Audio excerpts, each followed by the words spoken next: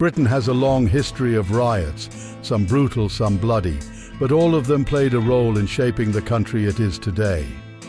However, one riot turned particularly violent, and what started as a working-class protest ended in a massacre. It was meant to be a grand day out, one of hope, unity, and change. A peaceful rally calling for political reform, a moment for voices long ignored to finally be heard. But the air crackled with tension. The authorities were on edge, ready for conflict, as if spoiling for a fight.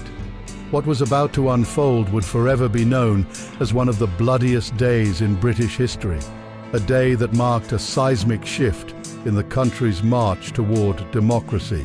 It came to be known as the Peterloo Massacre. The morning of August 16, 1819, dawned bright and clear. Manchester buzzed with anticipation as an immense crowd poured into the town, swelling to numbers the streets had never seen before. Some estimates say 60,000 people gathered at St. Peter's Field, men, women and children from all across the region, marching in unity. They came in orderly fashion, hopeful and determined. Banners bearing bold slogans fluttered in the breeze. On them read things like liberty and fraternity, taxation without representation is unjust and tyrannical, while bands played the familiar stirring notes of Rule Britannia and God Save the King. From Bolton and Bury, Rochdale and Middleton, Saddleworth and Stalybridge, they came, 6,000 strong from one town, 200 women dressed in white from Oldham, families as well as children, all eager for reform and a better future. It was a carnival of democracy, filled with laughter and music, a peaceful show of strength. Among the onlookers was a young businessman, John Benjamin Smith, standing with his aunt at a window overlooking the scene. The streets below teemed with life, people smiling and chatting, their spirits high. It seemed to be a gala day, Smith later recalled, still struck by the sheer good humor and joyous atmosphere. Fathers held their children's hands, wives linked arms with their husbands, as if on a festive outing. Smith, like so many, felt a sense of security. The presence of so many families surely guaranteed peace. But beneath the sunny skies and cheerful crowds, something darker lurked. The people had come expecting speeches, calls for reform, and the power of their collective voice. What they never anticipated, what no one could have imagined, was the brutality that awaited them. The authorities, fearing the momentum of such a massive gathering, made the fateful decision to send in the troops. In a shocking display of violence, soldiers charged into the unsuspecting crowd. Chaos erupted, swords were drawn, bodies fell, and blood stained the ground. On the surface, it seemed odd. A Monday morning in August was a strange time for a political rally. The mills were alive with the deafening clatter of machinery, the relentless rhythm of progress, and most factory workers were tethered to their machines, spinning and weaving the lifeblood of the Industrial Revolution. The transformation of industry was surging ahead at a furious pace. Just 6 years earlier, in 1813, there had been 2,400 power looms in the area. By 1820, that number had exploded to 14,000, and within 15 years, it would skyrocket to 115,000. But while the factories hummed with progress, not everyone was caught up in the frenzy. The handloom weavers, many still clinging to their old ways of working from home, had traditionally taken Mondays off after long weekends of toil. They were the backbone of the Lancashire cotton trade, with 40,000 handloom weavers in Manchester alone, compared to 20,000 machine operatives in the factories. But their grip on the industry was slipping away. They feared for their future, their pride, and their very way of life. Wages had plummeted since the end of the Napoleonic Wars, falling from 21 shillings a week to just 12 for grueling 16-hour days if they were lucky enough to find work at all. As the machines roared, so too did the city grow. Manchester's population was exploding, a human tide driven by the rise of industry. In 1773, the town had just 24,000 residents. Within 50 years, that number had swelled to over 108,000. Life for the masses in the city's underbelly was bleak. In the very week of Peterloo, the Times painted a grim picture of Manchester's New Cross area, a warren of cramped, filthy streets teeming with spinners, weavers, and desperate Irish immigrants. The misery was palpable. Broken windows, tattered rags drying from makeshift clotheslines, families forced to pawn their meager belongings just to scrape by. It was a heart-wrenching sight. The revolution may have promised wealth and progress, but for many, it delivered only poverty and despair. Yet on this day, this momentous day, the people of Manchester were dressed not in rags, but in their finest clothes. They weren't here to beg for scraps or plead for wages. They had come for something far more powerful, political change. Literate, articulate, and driven by the belief that representation could alter the course of their lives, these men and women wanted reform. They no longer sought just to fill their bellies or ease their labor. They wanted a voice. For too long, Manchester had been ignored by Parliament. The crowd was alive with purpose, determined to claim their rightful share in the nation's democracy. They wanted a vote for working men, standing shoulder to shoulder with the propertied classes. It wasn't just the men who demanded to be heard. Female reform societies had sprung up across the Northwest, their voices swelling in unity with their male counterparts. These women, ridiculed as immoral and meddlesome by satirical cartoonists like George Cruikshank, had been painted as whores and homewreckers, shamed for daring to demand a seat at the table. But on this day, the women of the reform movement refused to be caricatured. They marched in defiance of their detractors, dressed in immaculate white to symbolize their purity of character and righteousness of their cause. But the cavalry, watching from a distance, saw them differently. To the authorities, these women were not figures of virtue but provocateurs, and if they dared to seek the rights of men, they would be dealt with as men. The soldiers would single them out for violence, their symbolic white garments turning crimson with blood as the horses charged and the swords slashed. This was the price of wanting more. This was the price of challenging the status quo. In the eyes of the establishment, these people, men, women, and children alike, had crossed a line. And as the crowd stood together in St. Peter's Field, unaware of the storm that was about to break over them, the cavalry readied for the slaughter, determined to silence those who dared to dream of a better, more just Britain. The dreamers were about to face a nightmare. At St. Peter's Field, a vast but cramped 3-acre stretch of land on the outskirts of Manchester, the gathering crowd pressed in tightly, their excitement and anticipation palpable. The space, though expansive, was hardly sufficient for the throngs of people, nearly 60,000, who had traveled from far and wide to be there. As the hours ticked by, more and more bodies squeezed into the field with little room to maneuver or even breathe. At the heart of the gathering, where 2 carts had been lashed together to serve as a makeshift stage for the speakers, the crowd was packed so densely that, as Samuel Bamford, a key witness and radical activist, observed, their hats seemed to touch.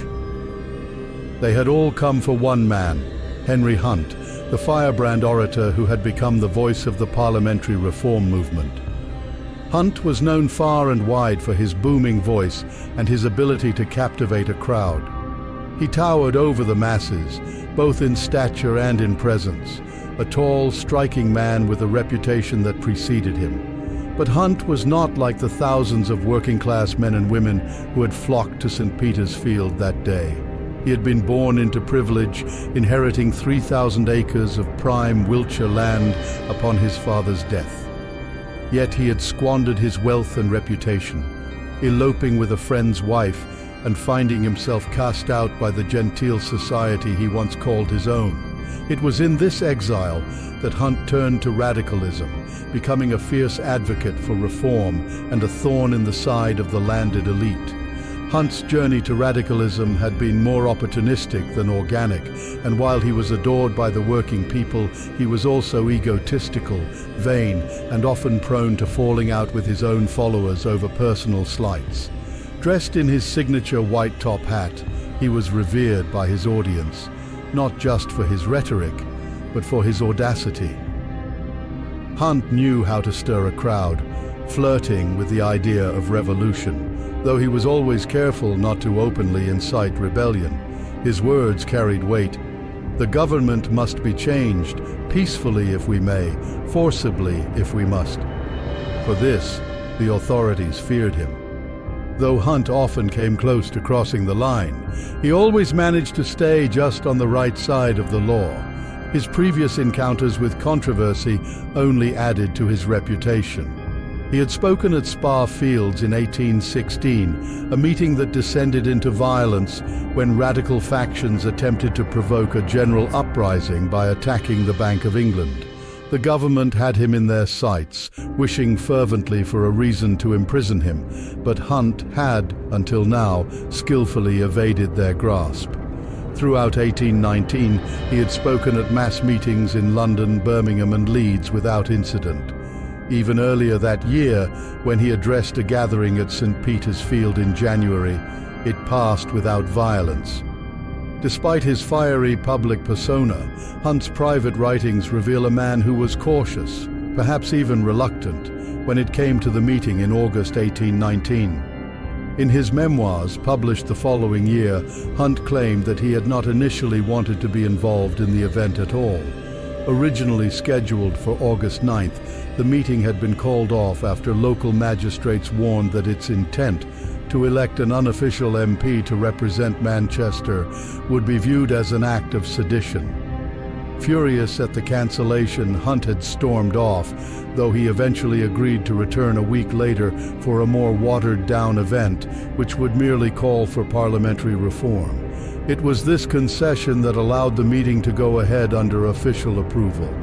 Still, as Hunt climbed atop the roped-together carts on that August afternoon, he could not have foreseen what was about to unfold. The crowd roared its approval as Hunt took the stage, his voice cutting through the summer air. But even as the meeting progressed peacefully, tension simmered just beyond the edges of the field. Magistrates watching from their perch in a nearby building were increasingly alarmed by the sheer size of the crowd and the potential for unrest. To them, this was not a peaceful demonstration, but a powder keg waiting to explode. Unbeknownst to the reformers, the decision had already been made. The military had been summoned, and soldiers stood ready waiting for the order to strike. As Hunt began to speak, the cavalry lurked at the edges of St. Peter's Field, their sabers gleaming in the sunlight. The reformers, focused on their cause, had no inkling of the storm that was about to break. They were here for reform, for justice, for representation, but what they would receive instead was a massacre. The crowd, packed so tightly that even breathing became an effort, was about to be crushed, not by the force of their own unity, but by the might of the state. Hunt's words, once a beacon of hope, would soon be drowned out by the sound of clashing steel and the cries of the fallen. This was not just another meeting. It would become a defining moment in British history, one that would forever change the relationship between the people and their rulers. Hunt's memoirs are a vivid testament to his towering ego and unshakable belief in his own importance.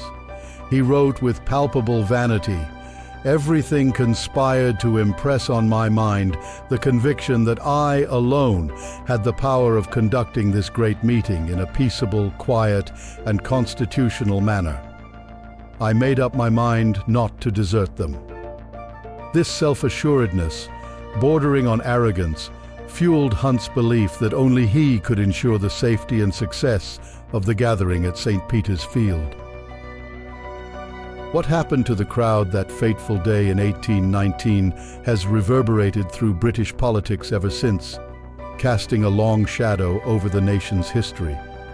The events of Peterloo, where peaceful demonstrators were met with savage violence, ignited a fire of political activism that still burns today.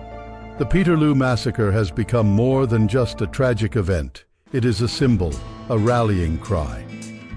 The sight of an overbearing and violent authority lashing out at peaceful demonstrators has sadly replayed itself throughout British history. Peterloo set a precedent that would be echoed on Bloody Sunday in Derry in 1972, where civil rights marchers were gunned down by British soldiers, and again during the miners' strike of 1984 at the infamous Battle of Orgrave, where police clashed with striking miners in brutal fashion. The day of the rally came and Hunt took his role seriously. On the weekend before the meeting, he presented himself to the authorities to ensure that no plans were in place to arrest him.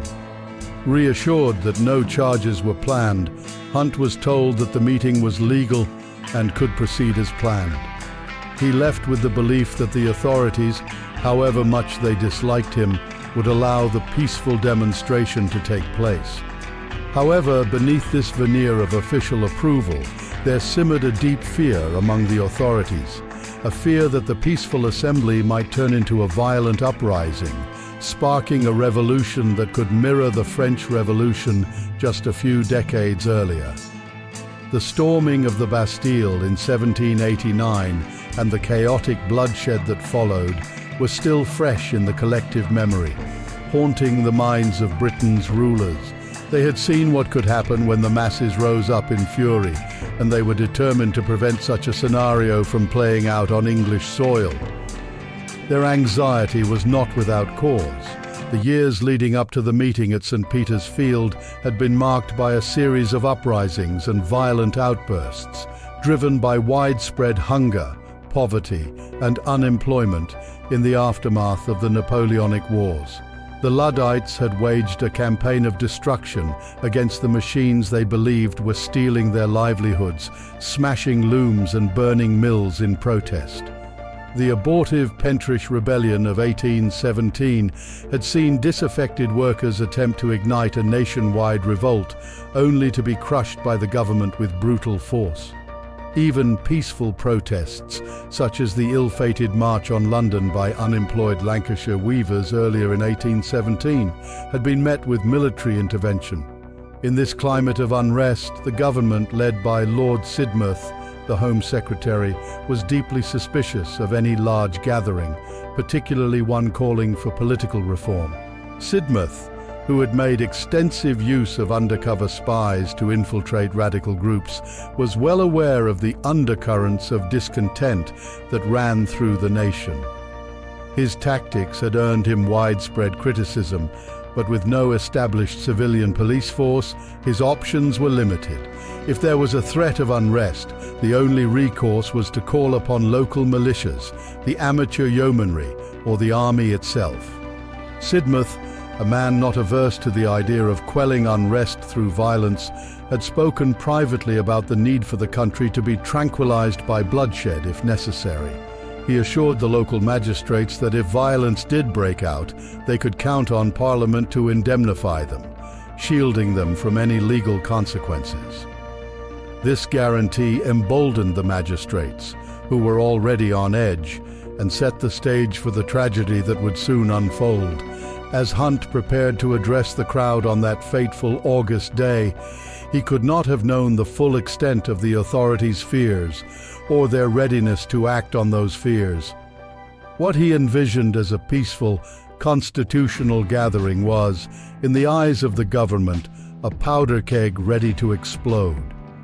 And as the day wore on, it became increasingly clear that the authorities were prepared to strike the match that would ignite the flames of one of the darkest chapters in British history.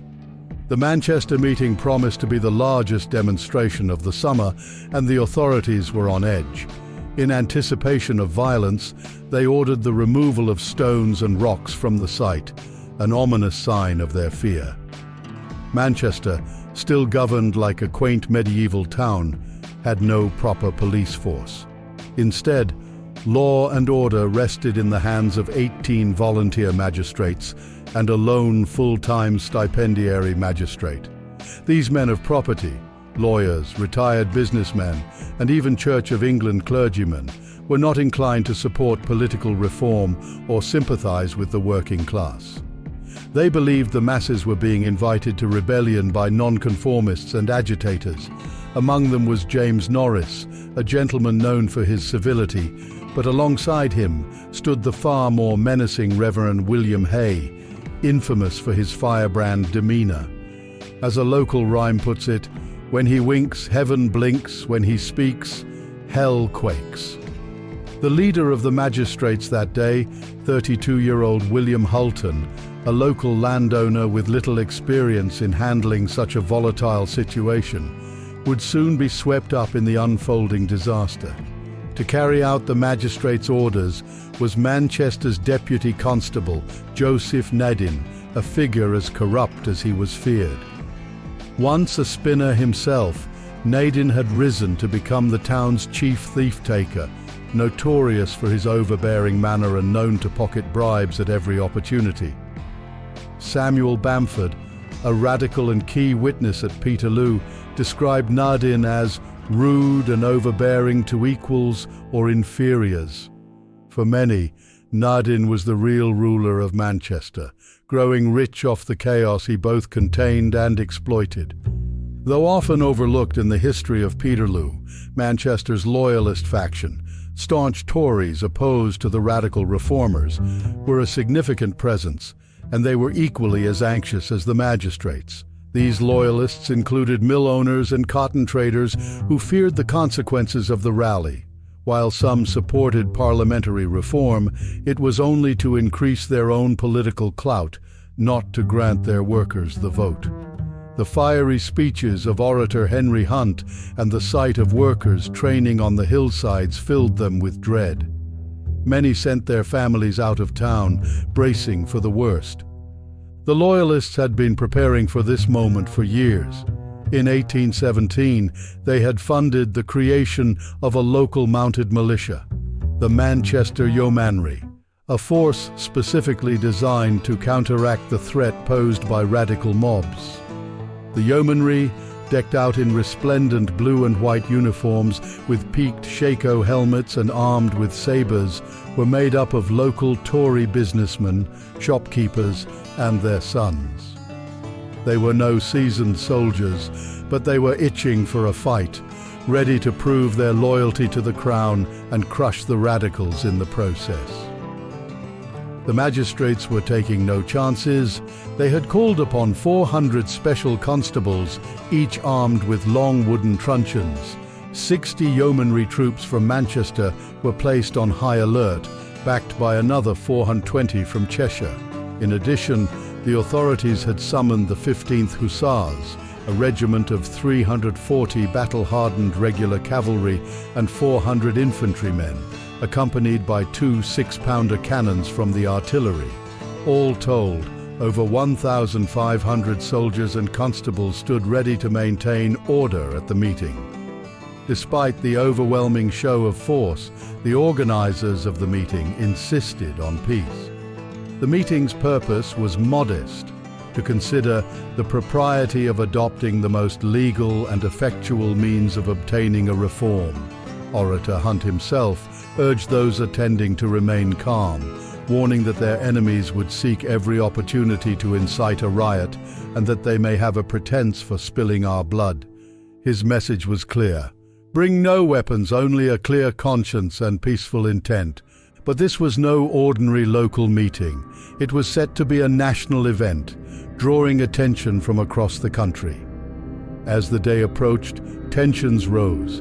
Over 300 people would later give detailed accounts of what they saw, and 10 major newspapers covered the events in the immediate aftermath, an unprecedented level of coverage for its time. The sheer volume of testimony from businessmen, clergy, and ordinary citizens painted a damning picture of the authorities' actions. Yet, the official narrative would rely on the statements of a small number of loyalist troops and magistrates' supporters, attempting to downplay the massacre and shift blame away from those in power. In the months that followed, a national debate raged over what had truly happened at Peterloo and who bore responsibility for the bloodshed. The clash between a heavily armed militia and an unarmed crowd seeking reform would leave an indelible mark on British history, forever shaping the struggle between authority and the people. As the massive crowd gathered at St. Peter's Field, the magistrates watched nervously from the upper floor of a neighbouring building. When Henry Hunt finally arrived at 1:15 p.m. in an open-top barouche carriage, the crowd erupted into cheers. Beside the coachman sat Mary Fildes, a prominent organiser of the Manchester Female Reformers, dressed in white and waving a flag. Hunt later described the scene in his memoirs with great pride, noting how bands struck up "See the Conquering Hero Comes" and the crowd's thunderous cheers that greeted him as he made his way to the hustings. To help control the meeting, 2 lines of special constables, hastily recruited loyalists, had formed an aisle from the magistrate's house to the hustings platform, where the speeches would take place. However, shortly after Hunt began to speak, the magistrates decided to act.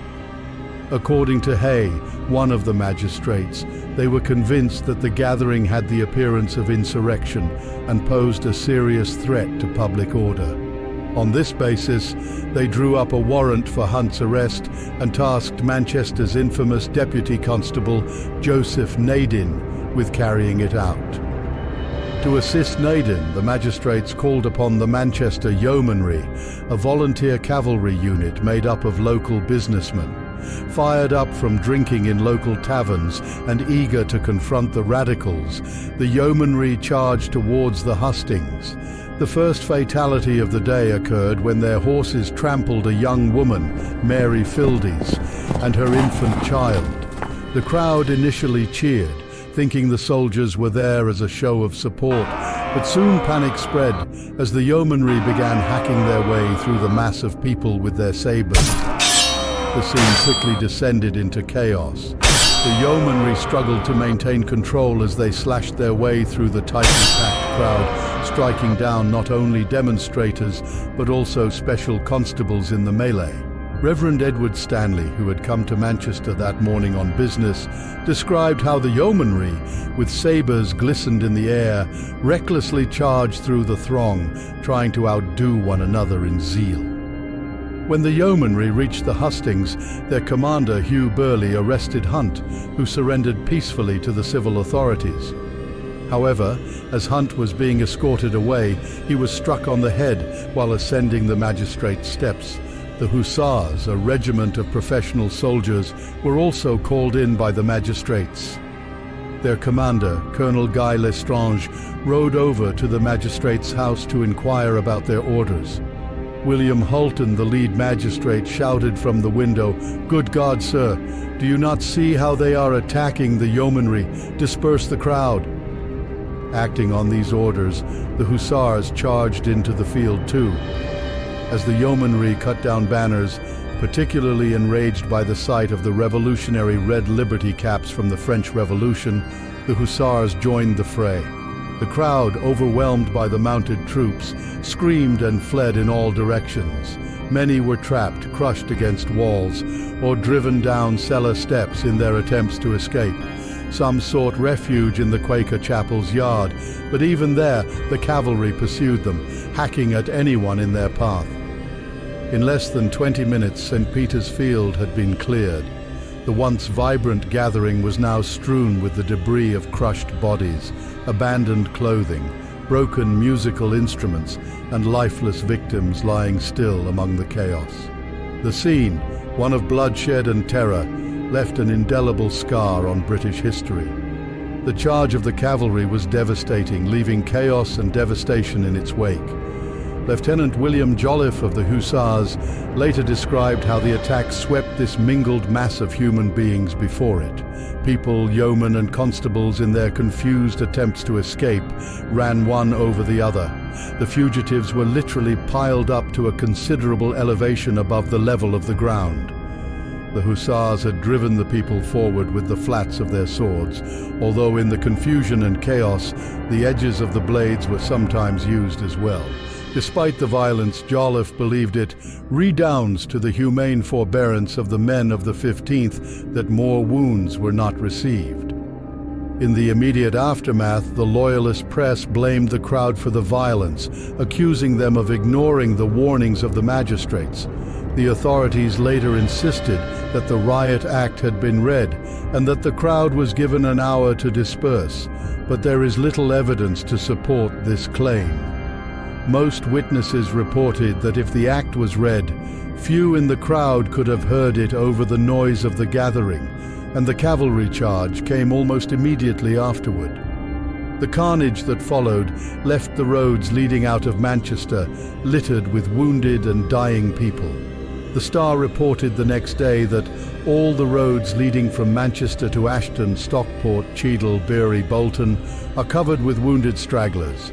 These wounded stragglers numbered in the hundreds, with 17 reported along the Stockport Road, 20 on the Oldham Road, and many others scattered across the region. The total number of injured was later recorded as 654, a figure meticulously compiled by newspapers, radicals, and relief committees who worked to provide aid to the wounded. These figures were starkly different from the government's narrative, which claimed most injuries were caused by the crush of the crowd. In fact, more than 200 people had been slashed by sabres, 70 beaten by truncheons, and 188 trampled by horses. The victims were not the rabble that the authorities claimed. Many of those injured were ordinary men, women, and children, including middle-aged people with families. At least 2 special constables were killed in the melee.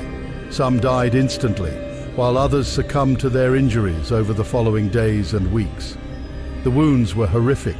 Deep cuts to the head and arms, noses nearly severed, and bones crushed by horses. One man was driven into a lime pit and burned. Another had a piece the size of a half-crown clean off the head. The stories of the injured highlight the brutality of the day. William Marsh, age 57, suffered a deep saber cut to the back of his head, and his leg was shattered. When the commander of the yeomanry, Hugh Burley, heard about Marsh's injuries, he promptly sacked his 3 children who worked at his factory. John Brierley of Saddleworth, 31, was trampled by horses, but his lunch, which he had kept in his hat, miraculously saved him when a saber cleaved through it instead of his head. James Lees, 25, a veteran of Waterloo and now a weaver, received 2 deep saber wounds to his head. When he sought help at the infirmary, a doctor refused him treatment after Lees defiantly said he had not had enough of political meetings. He died 3 weeks later, telling a relative that, at Waterloo, there was man to man, but here it was downright murder. Many of the wounded could identify their attackers, but justice was elusive. Edward Meagher, one of the more vicious yeomanry officers, later fired at a crowd mocking him outside his house, yet he was acquitted by the magistrates. The violent repression of Peterloo and the impunity that followed would fuel anger and resistance among radicals for years to come. After the massacre, Reverend Hay led the troops in a triumphant 3 cheers, and a few days later, the Prince Regent expressed his great satisfaction at their actions in maintaining public order. Authorities quickly rallied their supporters, gathering loyalists at a private meeting in the police office to offer a vote of thanks to the military. According to the official line, the yeomanry had merited the entire approbation of all the respectable inhabitants of this large and populous town. This, however, sparked outrage among many residents. Some 300 citizens protested against the unexpected and unnecessary violence used to disperse the crowd. Though the authorities attempted to obscure the truth, the sheer number of witnesses made it impossible to completely cover up what had happened. Their narrative claimed that the troops were attacked first with stones and cudgels, yet this did not justify the indiscriminate sabering of women, children, and others who posed no threat. Nonetheless, they persisted in distorting the facts. The inquest into James Lee's death, caused by untreated head injuries from a sabre, was adjourned in confusion, and a later case brought against Hugh Burley and other members of the yeomanry resulted in their acquittal. The court ruled that they had merely been performing their duty in dispersing an unlawful assembly. A relief committee raised £3,408 to aid the wounded, but most of this money went toward legal fees for Hunt and his co-defendants. The actual victims received paltry amounts. Most of the injured saw no more than £2 in compensation, despite their extensive injuries and suffering. In March 1820, despite the judge leaning towards acquittal, Hunt and his colleagues were convicted in York for unlawful and seditious assembling for the purpose of exciting discontent. The court had barred any evidence regarding the violent dispersal of the meeting. Hunt was sentenced to 2.5 years in Ilchester jail, where he began writing his memoirs. Others, including Johnson, Bamford, and 2 others, were sentenced to a year in prison. Despite the government's efforts to suppress the truth, the brutal actions of the authorities at Peterloo would fuel the drive for reform in the years to come. Peterloo shocked the nation, but failed to immediately bring about parliamentary reform, as the government firmly resisted change. The Duke of Wellington famously cautioned, "Beginning reform is beginning revolution," and it would take another 13 years for even a limited measure of parliamentary reform to be passed, still excluding people like those at Peterloo from the vote. Working-class men would not gain voting rights for many decades, and women would have to wait until 1918 for suffrage. Despite the delay in political reform, Peterloo remains a landmark event in Britain's long struggle for democracy. Hannah Barker, a professor of British history at Manchester University, emphasized its significance. Peterloo was one of the major events in Manchester's history and became a national event almost immediately, commemorated in everything from cartoons to household items. It symbolized the fight for democracy, civil rights and freedoms, struggles that remain relevant today. In Manchester itself, evidence of Peterloo's importance is somewhat understated. A circular memorial plaque exists on the Free Trade Hall, and the People's History Museum houses a small display with artifacts, including sabres allegedly used by the yeomanry.